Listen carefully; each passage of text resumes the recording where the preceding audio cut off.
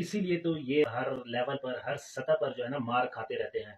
جھوٹا بیانیہ جب بھی کوئی جھوٹا بیانیہ بنا رہا ہے اس کی کوئی وسعت نہیں رہتی, وہ کبھی بھی کامیاب نہیں رہتا. اور بلوچستان جو ہے جو کہ پاکستان کی ڈیسٹنی ہے, ٹھیک ہے, جو کہ پاکستان کے ماتھے کا جمر ہے, تم 1500 بندے کہو گے کہ ہم اس کو لے جائیں گے, تمہاری اگلی 10 نسلیں بھی نہیں لے کے جا سکتی. آرمی چیف نے کہا کہ دہشت گردوں کی 10 نسلیں بھی بلوچستان اور پاکستان کا کچھ نہیں بگاڑ سکتی. یہ بات بالکل ٹھیک ہے. دہشت گرد ہمارا کچھ نہیں بگاڑ سکتے. جب ہمارا بگاڑا ہمارے اپنوں نے بگاڑا, ہم نے خود بگاڑا. جبری طور پہ انسانوں کو لاپتہ کرنا ایک ایسا جرم ہے جس کی سزا پھر نسلیں کاٹتی ہیں. کچھ ایسی چیزیں, ایسی محرومیاں اور ایسے مظالم بلوچستان کے لوگوں کے ساتھ کیے گئے ہیں جن کی وجہ سے بلوچستان کا ناقابل تلافی نقصان ہوا ہے. ایک دور میں ہم نے ایسی غلطیاں بنگلہ دیش کے لوگوں کے ساتھ کی تھی جو آج ہم بلوچستان کے لوگوں کے ساتھ کر رہے ہیں. افسوس ہم نے کچھ نہیں سیکھا. اب یہ میں آپ کو بتاؤں گا بلوچستان کے لوگوں کے ساتھ دھوکہ کیسے ہوا. صاحبزادہ حامد رضا صاحب نے ایک بہت بڑا انکشاف کیا, میں آگے چل کے آپ کو بتاتا ہوں. آرمی چیف کہتے ہیں کہ ہم پاکستان کو اس مقام پر لے جانا چاہتے ہیں جس کا خواب قائد اعظم نے دیکھا تھا. آپ ہمیشہ اپنا سر فخر سے بلند رکھیں کیونکہ آپ کا تعلق کسی عام ملک سے نہیں ہے بلکہ آپ ایک عظیم اور طاقتور ملک کے نمائندے ہیں.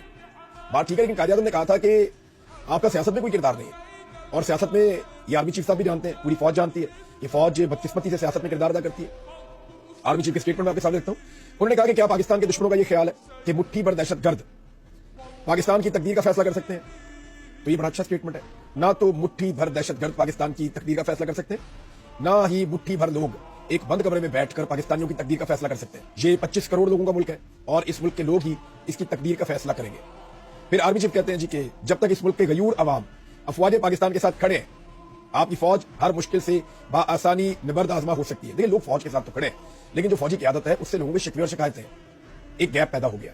اسی وجہ سے پاکستان کی فوج میں اور پاکستان کی عوام میں ایک گیپ پیدا ہو چکا ہے. عمران خان صاحب یہ دعویٰ کرتے ہیں, سب لوگ یہ کہتے ہیں, ہم جتنے اپنے فوجی دوستوں سے ملتے ہیں ان سے ہماری بات ہوتی ہے, وہ سب یہ کہتے ہیں کہ واقعی میں ایک گیپ پیدا ہو گیا.